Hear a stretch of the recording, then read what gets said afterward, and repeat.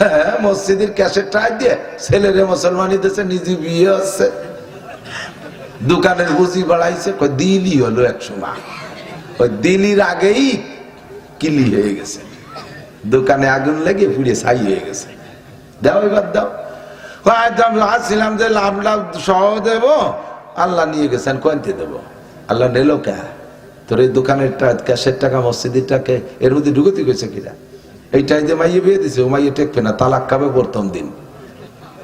দোকানের থেকে বাকি কিনা বেচা করছেন, দোকানের থেকে বাকি কিনা বেচা করছেন, আগামী শুক্রবারে এসে বাজারে টাকা দিয়ে যাব, বছরের মধ্যে আর শুক্রবার আসে না।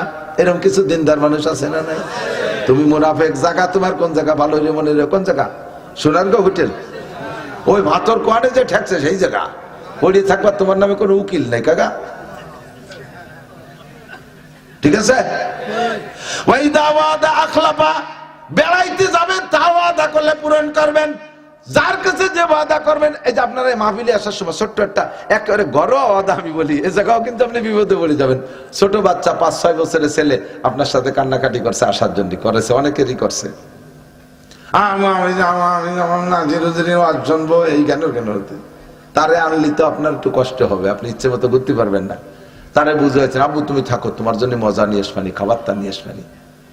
ওর মা ঘুমাই গেছে, ওই ছেলে বসে রয়েছে, কখন আপনি যাবেন খাবারটা নিয়ে যাবেন? আপনি তো ওরে ভোলা বালাই দিয়ে ফেলাই দিয়েছেন, কিন্তু সে খাবারটা কিন্তু মনে নেই। আপনি বাসায় গেছেন, যার সাথে সাথে আপনার কাজ শুনে আপনার স্ত্রী উঠে পারে নাই, ও যাইয়ে দরজা খুলিতে, আব্বু আমার খাবার তাকো। কেমন লাগবে বলেন তো? কেমন লাগবে বলেন তো? সন্তানের সাথে মুনাফিকি করছেন, খুব মনে রাখতে হবে, খুব মনে রাখতে হবে। ওই ছেলে যদি আপনি বলে বাবা মনে নাই, তারপরে হয়তো অনেকে কান্নাই শুরু করে দেয়, সকাল পর্যন্ত কান্দে, আর ঘুমোতেই দেয় না, আর এমন একটা শ্বাস ছাড়ে ভিতরের থেকে আসমানে চলে যায়। পরবর্তীতে আর কোনোদিন আপনি তাকে রেখে আসতে পারবেন না। না, তুমি মিথ্যে কথা বলো, তুমি ওয়াদা খেলাপ করো, আমি আর যাবই তোমার সাথে, আমাকে বাড়ি রেখে গেলে আমি থাকবো না, আমি যাবই। কথা কন? যার সাথে যা ওয়াদা করবেন, মার সাথে করবেন, বাপের সাথে করবেন, বোর সাথে করবেন, ছেলে মেয়ের সাথে করবেন, সমাজের সাথে করবেন, ওয়াদা খিলাফটা মোটে করবেন না। আরে ভাই এদিক তাকান, যেই লোকটা ওয়াদা খিলাফ, এই জামানায় নামাজ কালাম ইবাদত বন্দেগী করা সহজ, লেনদেনে ওয়াদা ঠিক রাখা বড় কঠিন। হাজারো বুজুর্গ হোক, লেনদেনে যদি ওয়াদা ঠিক না রাখে, ওর বুজুর্গিরে আমি 1 পয়সারও দাম দিই না, ওর বুজুর্গিরে আমি 1 পয়সারও দাম দিই না। কিসের সাথে তার পীর আর কিসের সাথে তার মৌলানা? লেনদেনে যদি ঠিক থাকেন, তাহলে দেখবেন যে সম্মান পাবেন, সম্মান পাবেন, সম্মান পাবেন।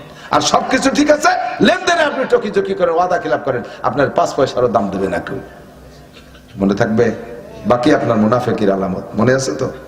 3 নম্বরে ওয়াইদা তুমি রাখন, এই মুনাফিকের 3 নম্বর আলামত, তার কাছে আমানত রাখলে খেয়ানত করে, জাতির আমানত খেয়ানত করে, ব্যক্তি আমানত খেয়ানত করে। সরকারি মাল আইছে মেম্বারের কাছে, খেয়ানত কইরা দেছে, মাইরা দেছে। সরকারি আমানত চেয়ারম্যানের কাছে, মাইরা দেছে, তুমি মুনাফিক। আরে উপজেলা চেয়ারম্যানের কাছে আসছে, মেরে দেছো, তুমি চেয়ারম্যান মুনাফিক। এমপি সাহেবের কাছে আসছে, মেরে দেছো, তুমি মুনাফিক। আরে কন্ট্রাক্টরের কাছে আমানত আসছে, রাস্তা সুন্দর করে মাল দিয়ে করবা, তুমি মারিয়ে দেছো, তুমিও মুনাফিক। নামাজ পড়ো, রোজা রাখো, আর ওই কন্ট্রাক্টর আর চেয়ারম্যান মেম্বারি আর এমপি গিরির টাকা দিয়া কাবা ঘরের মধ্যে বসে যদি এতে কাবো করো জীবন ভরে, তোমার এতে কাব আসমানে ওঠে না। ওয়াইদা তুমি রাখন, আমানতের খেয়ানত করবেন না। এই মসজিদের ইমাম সাহেব, কেশিয়াররা দিক তাকান। আমার মুফতি সাহেবের কাছে মশা শুনে রয়ে যে জামাল, আমার মুফতি সাহেব, আমার হুজুর, এর কাছে শুনে আবুল বশারের কাছে এদিক তাকান। মসজিদের ক্যাশের টাকা কেশিয়ারের কাছে জমা থাকবে, সাপ্তাহিক যে টাকাটা কালেকশন হয়েছে ওই টাকা ওইভাবেই থাকবে, পয়সা গেলে ওইভাবে থাকবে। টাকা যদি নষ্ট হয়ে যাচ্ছে বলে মনে হয়, তাহলে কমিটির লোক নিয়ে পরামর্শ করে ভাঙ্গাবেন বা কাজে লাগাবেন। ওই টাকারে, খুচরো টাকারে আস্ত বানানোর অধিকার আপনার একার নাই, আস্ত টাকারে ভাঙ্গায় দেওয়ার অধিকার আপনার নাই। ওই টাকা ওইভাবেই থাকবে, এর নাম হলো ক্যাশিয়ার। আর আমাদের ক্যাশিয়াররা, হ্যাঁ, মসজিদের ক্যাশের টাই দিয়ে ছেলেরে মুসলমানি দেশে নিজে বিয়ে হচ্ছে, দোকানের বুঝি বাড়াইছে, দিলি হলো 100 মাস, ওই দিলির আগেই কিলি হয়ে গেছে, দোকানে আগুন লেগে পুড়ে ছাই হয়ে গেছে। দাও এবার দাও। আসছিলাম যে লাভ লাভ সহ দেব, আল্লাহ নিয়ে গেছেন, কইতে দেব, আল্লাহ নিল কে? তোর এই দোকানের ক্যাশের টাকা, মসজিদের টাকা এর মধ্যে ঢুকতে গেছে কিনা? এইটাই যে মাইয়ে বিয়ে দিছে, ও মাইয়ে টেকবে না, তালাক খাবে প্রথম দিন। ক্যাশের টাকা দিয়ে নিজের ঘর বাড়ি রদ বদলও জায়েজ নাই, ভাঙ্গাই দেওয়া জায়েজ নাই। আমানতকে এমন ভাবে হেফাজত করবেন।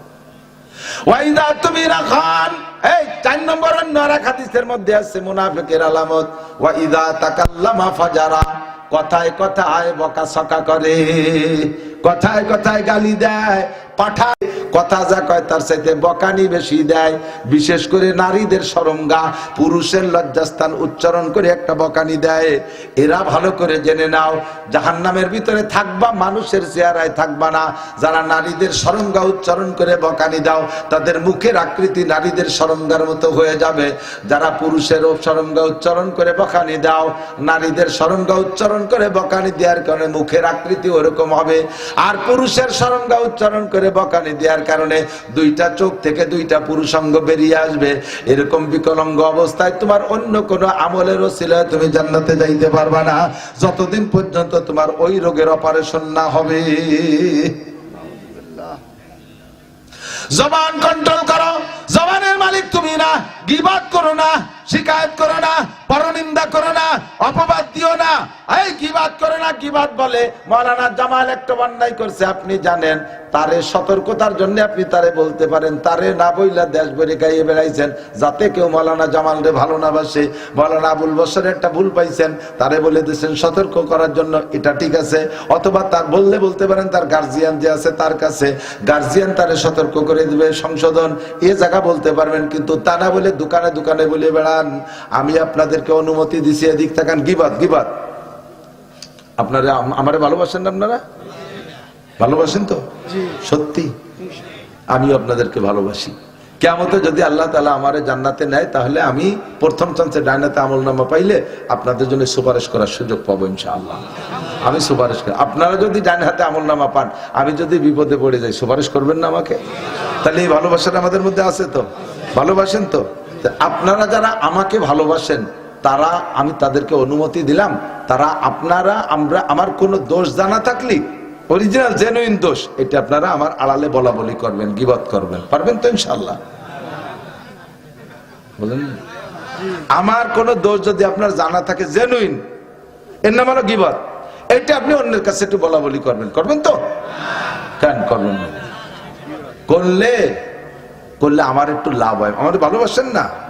আমি যে গুনাহটা করছি ওইটা আরেক জায়গা বললে ওই গুনাহটা আপনার আমলনামায় চলে যাবে, আপনার হয়তো 2টা নেকি এসে আমার এনে ভরিয়ে যাবে। তাহলে আমার একটা বিশাল উপকার হলো। আপনি যে তোমার ভালোবাসেন, এই উপকারটুক করেন। কিন্তু এই উপকারটুক কারে করেন?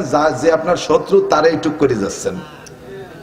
যে আপনার শত্রু, বিএনপির শত্রু আমলিগ, অহরহ উপকার আমলিগে লাগে করে যাচ্ছে বিএনপি এলারা। আমলিগের শত্রু বিএনপি, জায়গায় বসে বিএনপির গীবত শিকায়ত করে তাকে নামে উপকারটুক করে যাচ্ছে, আমারে করবে না। আব্বা আপনার বন্ধু, বাপের গীবত করেন, বাপের উপকার হোক। মা আপনার বন্ধু, তার গীবত করেন, উপকার হোক। এ জায়গা করবে না। করবে অরিজিনাল শত্রু, যে চার দোকানে বসে মসজিদি স্কুলি যেখানে সুযোগ পাচ্ছে সাইলি বেলায় দিচ্ছে। এই যত গীবত করতেছেন, আপনার আমল নামার থেকে নেকি তার আমল নামায় যাচ্ছে, আর তার ওই গুনাহটা আপনার এখানে এসে জুড়তেছে। এই জন্য সাবধান থাকবেন, জবান কন্ট্রোল করবেন। ওয়াইজা তাকাল্লামা ফাজারা, জবানের যত অন্যায় আছে এগুলো করে, এই লোকটা মুনাফিক। এই লোকটা কি?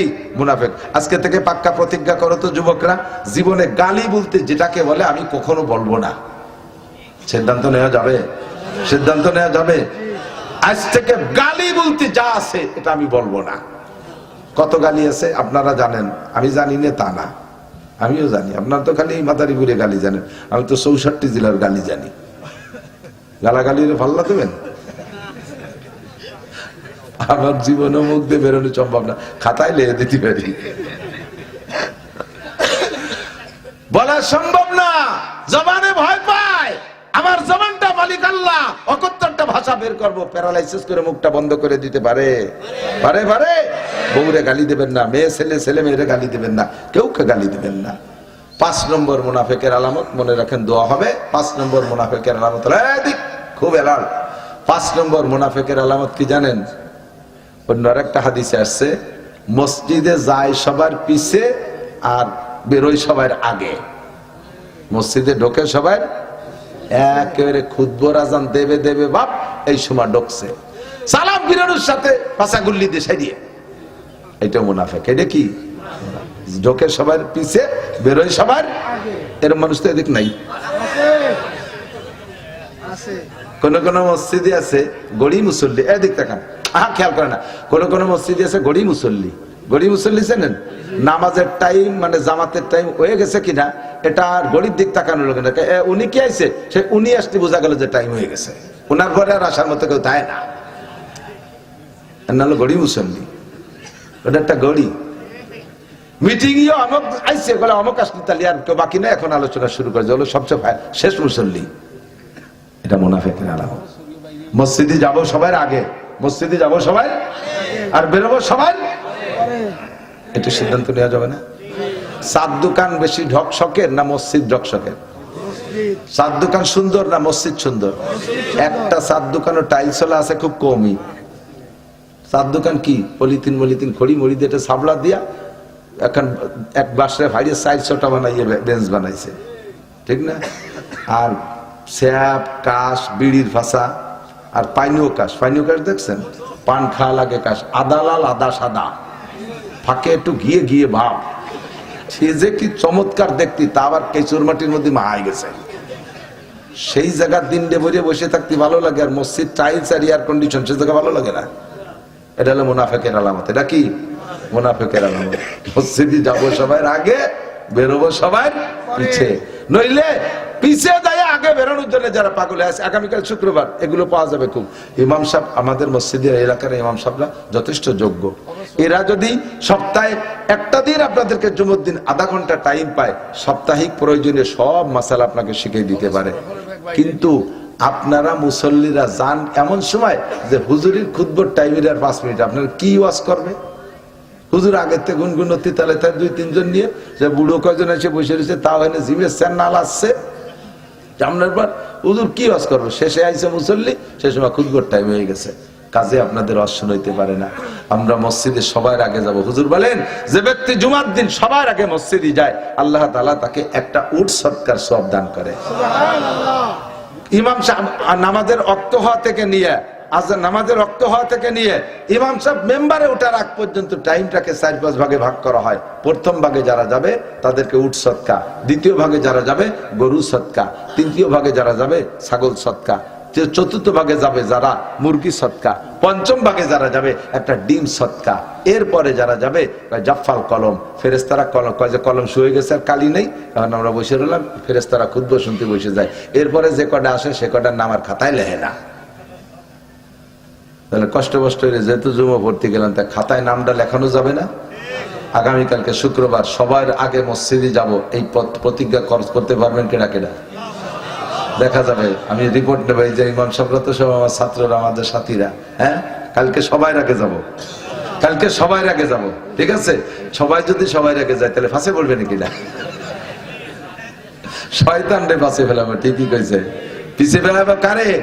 শয়তান রে পিছে ফেলাবো। আল্লাহ তাআলা আমাদের আমল করার তৌফিক দান করে বলেন আমিন। ভীষণ অসুস্থ শরীর, জ্বর, গলা ব্যথা। শুধু আপনাদের আগ্রহ আর আপনাদের অন্তরের চাহিদার বদৌলতে আল্লাহ তাআলা অনেক কথা বলাইছে, যেগুলো বলছি একেবারে কি আজে বাজে কথা কইছি নাকি? প্রয়োজনীয় আমলের মতো কিছু কথা কইছি না? আল্লাহ তাআলা এগুলোর উপর আমল করার তৌফিক দান করুন। দুইটা দাওয়াত। একটা দাওয়াত হলো 31শে জানুয়ারি আর 1-2 ফেব্রুয়ারি টঙ্গীর ইজতেমা। 31শে জানুয়ারি 1-2 ফেব্রুয়ারি টঙ্গীর ইজতেমা। আমরা উলামায়ে কিরামরা যাব, আপনারা সবাই যাবেন, স্থানীয় আলেম তাবলীগ ওয়ালাদের সাথে মিলেমিশে যাবেন। 2 নম্বর দাওয়াত হলো এই শনিবার, কালকের পরের দিন আমাদের গোপালগঞ্জ জেলা উলামা পরিষদের পক্ষ থেকে গোপালগঞ্জে বিশাল ইসলামী মহাসম্মেলন। মক্কার থেকে মেহমান আসবে, মক্কি মেহমান, মদিনার থেকে মাদানী মেহমান আসবে, রসুলের দেশের থেকে, দেওবন্দ থেকে উলামায়ে কিরাম আসবে, পাকিস্তান থেকে আসবে, বাংলাদেশের বড়রা থাকবে।